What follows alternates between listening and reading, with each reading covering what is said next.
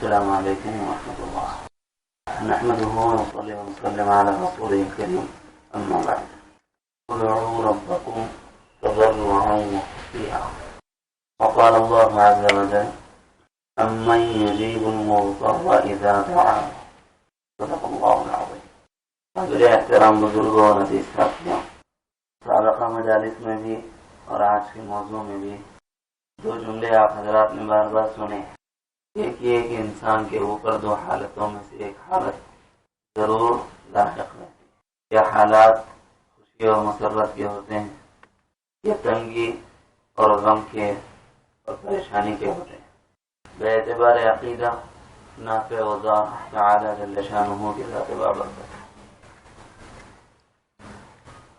دنیا کے اندر اسباب کی لائن میں آدمی کی جو نظر ہے یہ عقیدے کا نہیں، یعنی جو اسلامی عقیدہ ہے اس میں ایسا کہیں نہیں ہے. آدمی کے اپنی سوچ میں، آدمی کی اپنی فکر میں ہوتا ہوا نظر آنا صورت آثار، ظاہر میں نظر آنے والی چیز، نفع ہوتا ہوا اور نقصان ہوتا ہوا.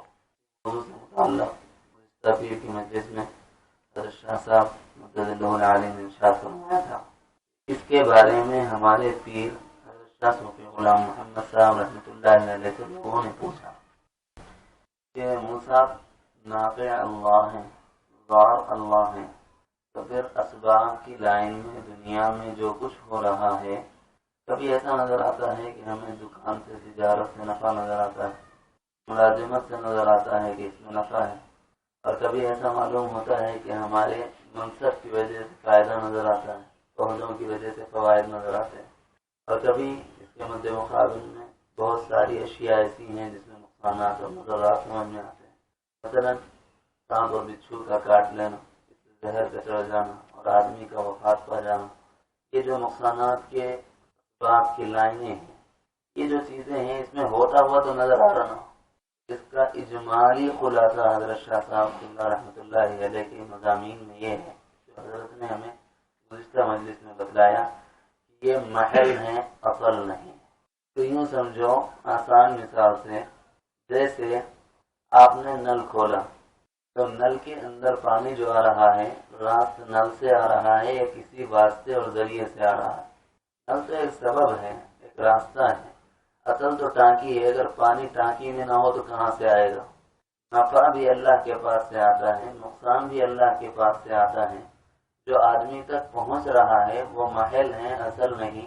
اس واسطے اور ذریعے سے آدمی کو نفع اور نقصان سمجھ میں آتا ہے. اور چونکہ سبب اور ذریعہ وہ چیز بن گئی تو لوگوں کا نظریہ یہ بیٹھ گیا، یہ فکر یہ بیٹھ گئی کہ اس کی وجہ سے ایسا ہوتا ہے. اسی وجہ سے ماہ محرم کو بھی لوگوں نے منحوس سمجھا، اسی وجہ سے سفر کے مہینے کو منحوس سمجھا. نہ محرم منحوس مہینہ ہے اور نہ سفر.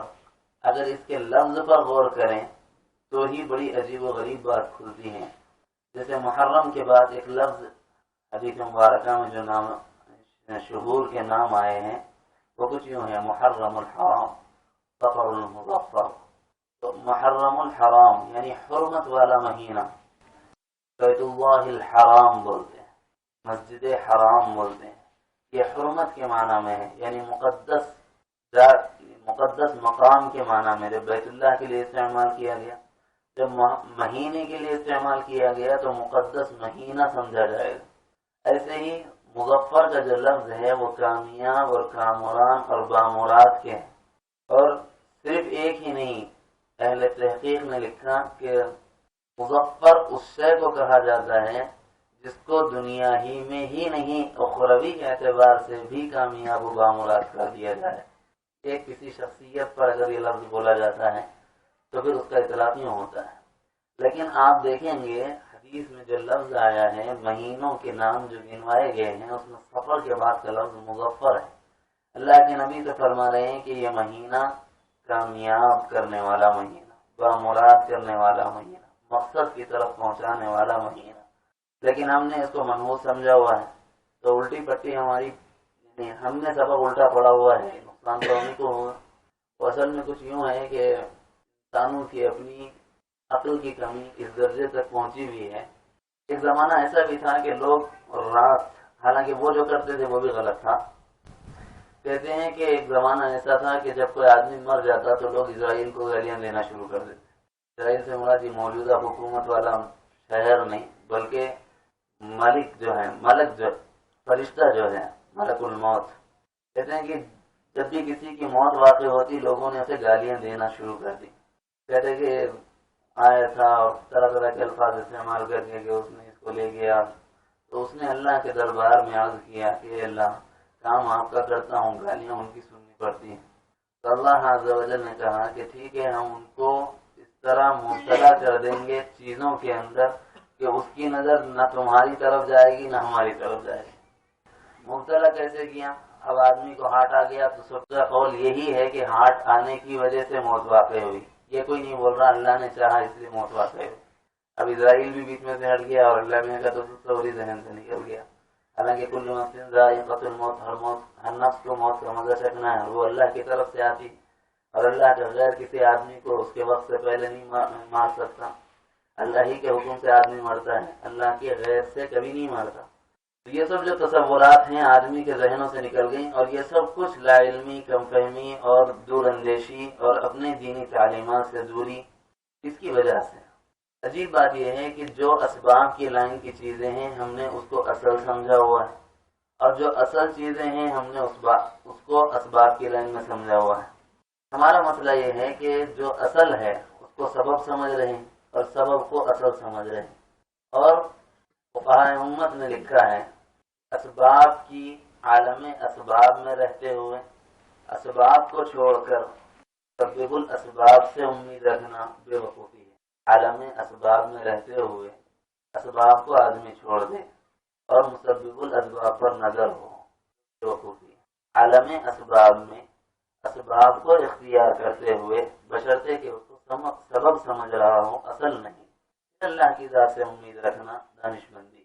تو ایسے جملے ہیں، اس کو ذرا بھی کم فہمی سے سمجھا آدمی تب بھی کفر کا فتویٰ لائق ہوتا ہے. مطلب یہ بول رہے ہیں اللہ کی ذات سے امید ہی مطلب نہیں ہے. مطلب یہ ہے کہ عالم اسباب میں جو چیزیں وجود میں آتی ہیں اس کے پیچھے اسباب اللہ چلا رہے ہیں، اس کے پیچھے اسباب اللہ چلا رہے ہیں. اب سمجھیے کہ نفع کی جتنی لائنیں ہیں وہ محل کی وجہ سے ہیں، یعنی محل ہیں، اصل نہیں. اصل ذات اللہ عز و جل کی. عالم اسباب ہونے کی وجہ سے عالم اسباب میں مسبب الاسباب جو کام کرتے ہیں وہ بواسطہ اسباب ہوا کرتا ہے. تو جو آدمی کو ملازمت میں، جو آدمی کو تجارت میں، جو آدمی کو اپنے کاروبار میں نفع نظر آ رہا ہے، یہ سبب میں، یہ سبب کے پیچھے اصل اللہ عز و جل کی ذات مسبب الاسباب ہے. اور جو نقصانات ہو رہے ہیں چاہے وہ تجارت میں، چاہے وہ زراعت میں، چاہے وہ ملازمت میں، چاہے وہ اپنے کاروبار میں، چاہے وہ اپنے نجی معاملات میں، چاہے وہ ہمارے انفرادی معاملات میں، چاہے وہ ہمارے اجتماعی معاملات میں، معاشرتی پہلو پر، چاہے ہمارے گھرانوں میں، چاہے ہمارے مجالسوں میں، جو نقصانات نظر آ رہے ہیں وہ محل ہیں، اصل نہیں. اصل تو اللہ عز و جل یہ چاہتے ہیں کہ اس کو ان حالات میں ڈال کر میری طرف متوجہ کر لوں. یہ بھی سبب ہے اللہ میں. اور کسی بندے کو اللہ میں عذاب دے کے خوش نہیں ہوتے. اور خود اللہ عز و جل نے پوچھا ہے میں تمہیں عذاب دے کے کیا کروں گا، میں تمہیں عذاب دے کے کیا کروں گا، مجھے کیا فائدہ ہو جائے گا. اور ہمیں کوئی تکلیف پہنچے، کوئی نقصان پہنچے تو اللہ میں کا کوئی فائدہ نہیں. اور ہمیں راحت پہنچے تو ہمیں راحت تو ملتی ہے، اس میں اللہ میں کا بھی کوئی نقصان نہیں. نافع روزگار ہونے کے اعتبار سے نفع بھی وہی دیتے ہیں، نقصان بھی وہی پہنچاتے ہیں. عالمی اسباب میں اشیاء کو سبب بناتے ہیں. تو اب یہاں یہ بات زیر غور رہے کہ یہ سبب نقصان کا کیوں بنایا گیا. ایک نیا سوال یہاں سے اٹھتا ہے. یہ سبب نقصان کا اس لیے بنایا گیا تاکہ اپنے سے غافل بندے کو اپنے سے جوڑا جائے. اللہ عز و جل کی رحمت کی وجہ سے بندوں پر مصیبت آتی. بہت بڑا جملہ ہے. اللہ کی رحمت کی وجہ سے بندوں پر مصیبت آتی ہے. اور یہ رحمت کیسے ہے جبکہ ہمارے لیے زحمت ہے. تو ہمارے آقا دو جہاں کے سردار تاجدار مدینہ مکین گنبد خضرا محمد الرسول اللہ صلی اللہ علیہ وسلم نے ارشاد فرمایا بنی اسرائیل کا ایک واقعہ سنا کر. ایک بنی اسرائیل کا ایک ایسا شخص تھا جس نے گناہوں کی انتہا کر دی. اتنے گناہ کرتا. ایک یہ ہے کہ آدمی خود گناہ کرے اور ایک یہ ہے کہ آدمی کے سامنے کوئی گناہ ہو. آدمی اگر پاک ہوگا تو خود کرنے سے تو کترائے گا، کوئی اور کرا تو مجھے کیا کرنا ہے سمجھ کے چلا جاتا ہے. فطری بات ہے، نہیں ہے کہ آدمی کا اپنا ایک، آدمی کی اپنی ایک سوچ ہے، آدمی کا اپنا ایک تقاضا ہے. خود نہیں کرتا، دوسرا کوئی کرا تو انجان چھوڑ کے چلے جاتا ہے. اللہ ہے کہ اس کے اگر تعلقات ہو تو اسے روکنے کی کوشش کی جائے. پھر اس پر ایمان کے حصے حدیث میں بیان کیے گئے. تمہارا ہاتھ چل سکتا ہو تو ہاتھ سے اسے روک دو، زبان چل سکتی ہو، ہاتھ نہیں چلا سکتے تو زبان سے روک دو. یہ بھی نہیں ہوتا تو کم از کم دل میں برا سمجھ کے خاموش ہو جاؤ. اور یہ ایمان کا ادنا حصہ، یہ الگ مسئلہ ہے. لیکن یہ ہے کہ آدمی کی اپنی فطرت یہ کہتی ہے کہ ایک آدمی کوئی گناہ کر رہا ہو تو اس آدمی سے اعراض کر کے چلے جاتے ہیں. بالعموم ایسا ہوتا ہے. مثلا لڑائی ہو رہی ہو، ہم کوئی ٹھہرتا نہیں، ہم میں سے کوئی ٹھہرتا نہیں. زیادہ سے زیادہ ٹھہرا تو دیکھتا کہ بھائی آخر ہوا کیا، معلوم ہو گیا تو پھر چلا اپنے راستے. لیکن کہتے ہیں بنی اسرائیل کے اس شخص کے گناہوں کی حد اتنی تھی یا اس کے گناہوں کا بوجھ اتنا تھا کہ لوگ پریشان ہو گئے اس کے گناہوں کی وجہ سے. خود تو پریشان تھا ہی ہوگا، لوگ بھی پریشان ہو گئے. یعنی بنی اسرائیل کے وہ لوگ جو حضرت موسیٰ علیہ السلام کے متبع اور فرمانبردار تھے، اس کے گناہوں کو برا سمجھتے تھے، اس کو برا نہیں سمجھتے تھے. لیکن حد یہ ہو گئی کہ اس کا بستی میں رہنا دشوار ہو گیا.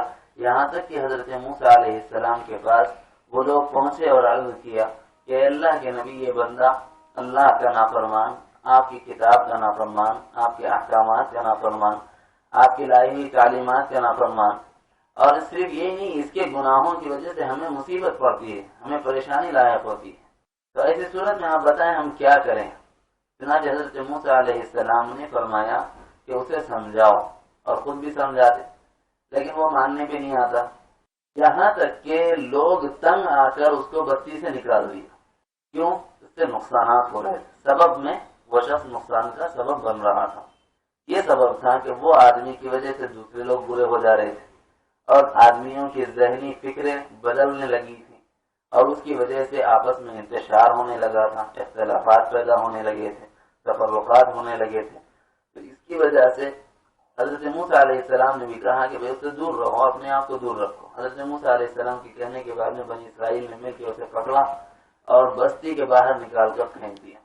جب بستی کے باہر نکال دیے تو آدمی کی استطاعت کا اپنا ظرف یا اس کی اپنی جو صلاحیت ہوتی ہے وہ چند دنوں کی ہوتی ہے کہ بھائی آدمی کو کھانا نہ ملے، پانی نہ ملے اور آرام دہ بستر نہ ملے تو نہ اس کی نیند چین سے ہو، نہ کھانا چین سے ہو. اور جب کھانا نہ ہو تو بھوک کی شدت ستائے، جب پانی نہ ہو تو پیاس کی شدت ستائے، جب بچھونا نہ ہو تو نیند کی شدت ستائے، جب اوڑھنا نہ ہو تو جاڑے میں ہوائیں لگ کر جسم تھرتھرانے اور کپکپانے لگ جائے اور بیماریاں لاحق ہو جائیں. یہ سب عالمی اسباب میں ہونے والی چیز ہے. کہتے ہیں کہ ان حالات میں اس بنی اسرائیل کے اس شخص نے کہا، اے اللہ، اگر تیرے غفور الرحیم ہونے کی امید نہ ہوتی تو کبھی گناہ نہ کرتا.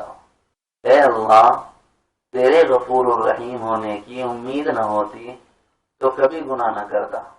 آج اس کو یقین کی منزل میں پہنچانے کا وقت آیا جبکہ مجھے میرے گھر سے نکالا، میرے رشتے والوں نے، میرے قبیلے والوں نے، میرے قافلے والوں نے، میرے اپنے جاننے والوں نے مجھے گھر سے ہی نہیں نکالا، اپنے شہر سے نکالا، بستی سے باہر نکال دیا اور اس کے دروازے کی بھی باہر نہیں چھوڑا، جنگل اور بیابان میں چھوڑ دیا.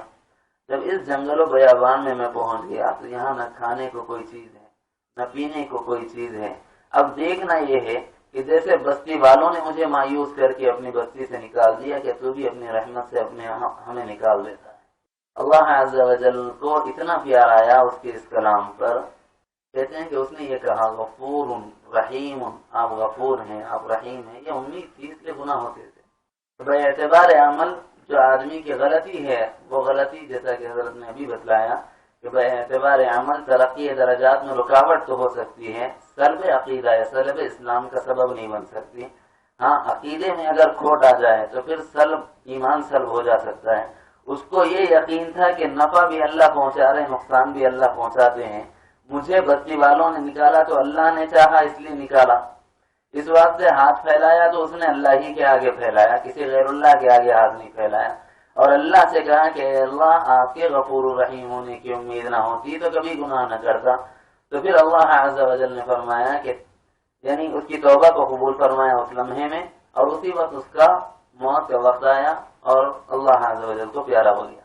سیدنا موسیٰ علیہ السلام کو وحی کی گئی، فأوحى إلى موسیٰ علیہ السلام، اللہ عز و جل نے وحی کی کہ میرا فلاں ایک بندہ ہے لیکن سب سے بڑا ولی اور مقرب ہے، میرا پسندیدہ ہے، میرا محب ہے، میرا محبوب ہے، میرا چاہنے والا تھا، میں اس کو چاہتا ہوں۔ اے موسیٰ تمہارے اوپر لازم ہے کہ اس کی تکفین بھی آپ کا اس کی تکفین بھی آپ کی ذمہ داری، اس کی تدفین بھی آپ کی ذمہ داری، تکفین کی ذمہ داری بھی لگائی، تدفین کی ذمہ داری بھی لگائی۔ اس کے ساتھ میں فرمایا کہ جو اس کی نماز جنازہ پڑھے گا تمہارا رب اس کی مغفرت فرما دے گا، اور اس نماز جنازہ کے پڑھنے والوں کے بارے میں روایت میں یہ آیا ہے کہ اس میں اگر کوئی ایسا شخص جس کے گناہ پہاڑوں کے مانند بڑے بڑے ہوں اور وہ بھی اس کے جنازے میں شریک ہو جائے گا تو اللہ اس کو معاف فرما دیں گے۔ حضرت موسیٰ علیہ السلام نے اعلان فرما دیا کہ سارے گنہگاروں چلو، صرف ایک جنازے میں تمہاری مغفرت ہو جائے گی، تم مغفور ہو جاؤ گے، مرحوم ہو جاؤ گے، اللہ کی رحمت کے سائے میں آ جاؤ۔ سب کو تو بہانہ ہی چاہیے ہوتا ہے، اس بہانے سے سارے ہی نکل کھڑے ہیں۔ جب پہنچے اور دیکھا تو وہی پرانا شخص نکلا جس کو ان لوگوں نے بستی سے نکالا تھا، تو انہوں نے کہا کہ اے موسیٰ کیا بات ہے کہ آپ سوچ سمجھ کے اعتبار سے صحیح و سلامت ہیں یا نہیں؟ آپ جانتے ہیں کہ یہ کون شخص ہے؟ یہ وہی شخص ہے جس کی نحوست کی وجہ سے ہم نے اسے باہر نکالا تھا۔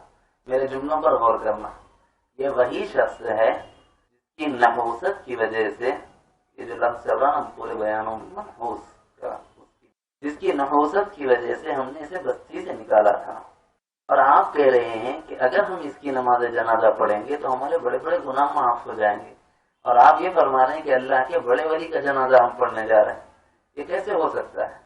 حضرت موسیٰ علیہ السلام نے بھی دیکھا اور اسے پہچانا، پھر اس کے بعد اپنے آپ کو سجدے میں ڈالا اور اپنے مولا سے ہم کلام ہوئے اور پوچھا کہ اللہ کیا تو مجھے میرے قوم میں ذلیل و رسوا کرنا چاہتا ہے؟ اس لیے کہ یہ وہ شخص ہے جسے میں بھی جانتا ہوں کہ اس کے گناہوں کی نحوست کی وجہ سے تو ہم نے اسے باہر نکال پھینکا تھا، اور آپ فرما رہے ہیں کہ یہ آپ کا بڑا ولی اور مقرب ہے، تکفین کی ذمہ داری بھی دے رہے ہیں تو وقت کے نبی کو، تدفین کی ذمہ داری بھی دے رہے ہیں تو وقت کے نبی کو، نہ صرف یہ کہ اعلان کرنے کا حکم دیا کہ جتنے گنہگار اس کی نماز جنازہ پڑھیں گے وہ مغفور ہو جائیں گے۔ تو اللہ عز و جل نے وحی نازل فرمائی اور کہا کہ اے موسیٰ تمہیں پتہ ہے جب تم نے اسے بستی سے نکال دیا تو اس نے کیا کہا تھا؟ اس نے یہ کہا کہ اللہ تیرے غفور الرحیم ہونے کی امید نہ ہوتی تو میں کبھی گناہ نہ کرتا۔ جب اس نے مجھے غفور اور رحیم کہہ کے مخاطب کیا، اس کے بعد یہ کہا کہ اب میں یہ دیکھنا چاہتا ہوں کیا تم مجھے اپنی رحمت سے بھی محروم کر دے گا جیسے بستی والوں نے مجھے بستی سے محروم کر دیا؟ تو یہ بتلاؤ کہ میری رحمت بڑی ہے یا اس کے گناہ بڑے تھے؟ اس کے گناہ میری رحمت کے مقابلے میں کوئی حیثیت نہیں رکھتے۔ اس واسطے جب اس نے مجھے غفور کہہ کے پکارا تو میں نے مغفرت کر دی، جب رحیم کہہ کے پکارا تو میں نے تقرب خاص دے دیا، اور جب اس نے کہا کہ وہ مجھے دیکھنا چاہتا ہے کہ میری رحمت کتنی وسیع ہے تو پھر میں نے اسے رحمت دکھائی کہ اس کے جنازے میں جتنے شریک ہوئے سب کی مغفرت کا اعلان کیا۔ نہ صرف یہ کہ اگر وہ اس وقت میں یہ کہتا کہ اب تک گزری ہوئی ساری نسلیں اور آنے والے قیامت تک کی جتنے نسلیں دنیا میں آئیں گی اللہ تو انہیں معاف فرما دے، مجھے تیرے غفور الرحیم ہونے سے یہ امید ہے، تو تمہارا رب یہ کر گزرتا۔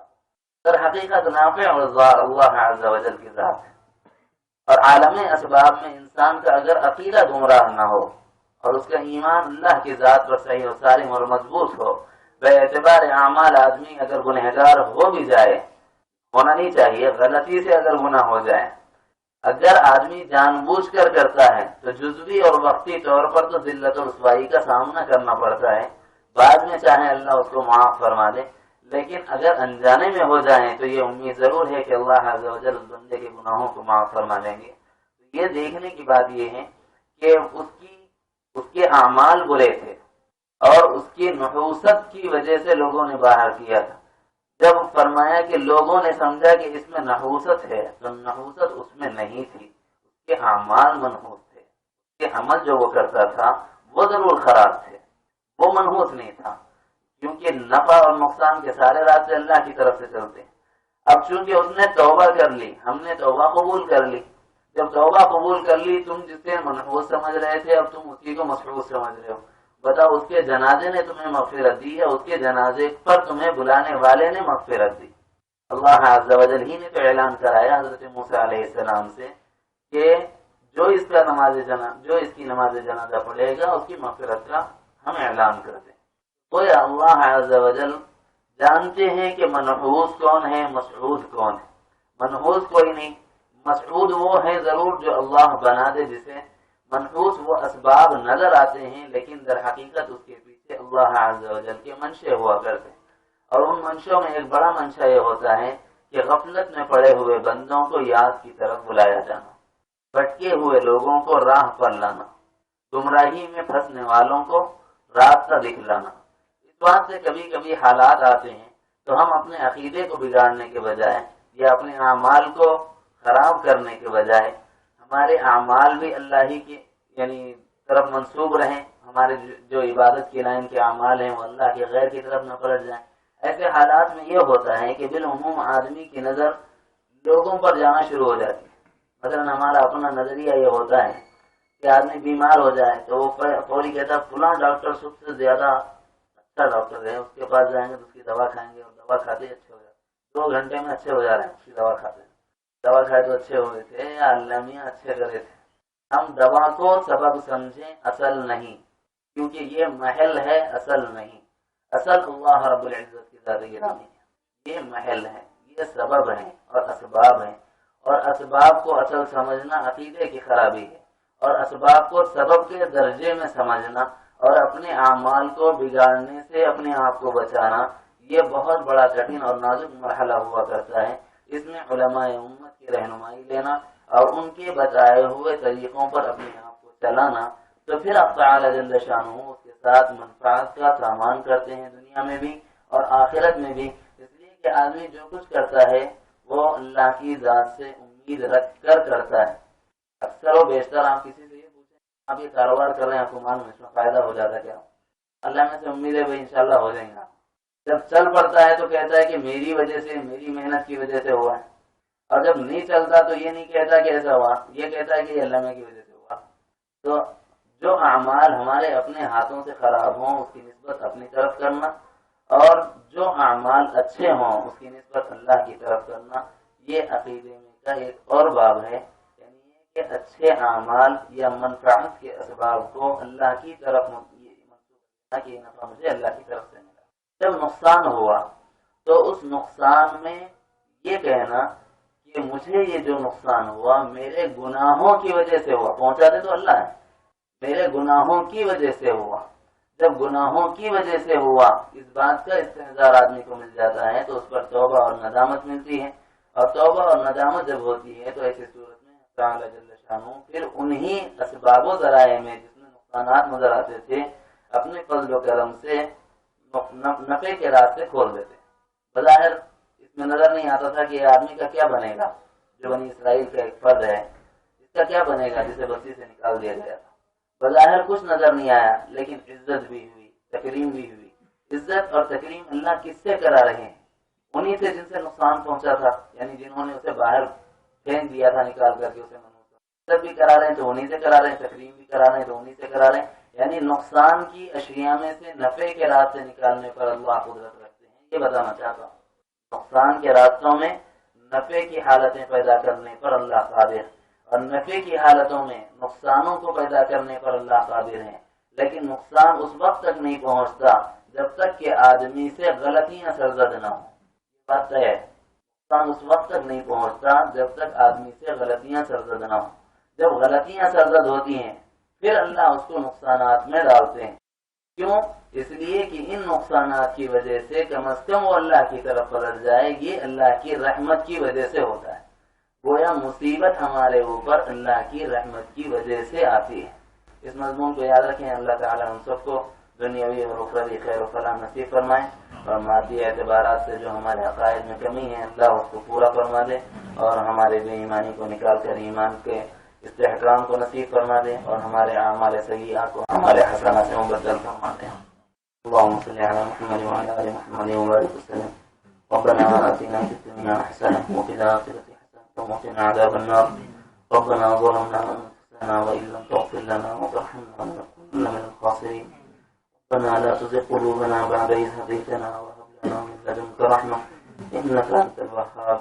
اللهم أنت الرحمن الرحيم، أنت الملك القدوس السلام المؤمن، يا مهيمن العزيز الجبار المتكبر، يا خالق البارئ المصور، يا غفار يا قهار، يا ستار يا وهاب، يا رزاق يا فتاح، يا عليم يا قابض، يا باسط يا خاطر، يا رافع يا معز، يا مذل، يا سميع يا بصير، يا حكم، يا عدل اللطيف الخبير، يا حليم العليم العظيم الغفور الشكور، يا علي يا كبير، يا حفيظ يا مطيب، يا حسيب يا جليل، يا كريم يا رقيب، يا مجيب يا واسع، يا حكيم يا ودود، يا مجيد يا باعث، يا شهيد الحق، يا وكيل القوي، يا متين الولي، يا حميد يا محصي، يا مبدي يا معيد، يا محيي يا مميت، يا حي يا قيوم، يا واجد يا ماجد، يا واحد يا أحد، يا فرد الصمد، أنت الذي لم يلد ولم يولد ولم يكن له كفوا أحد،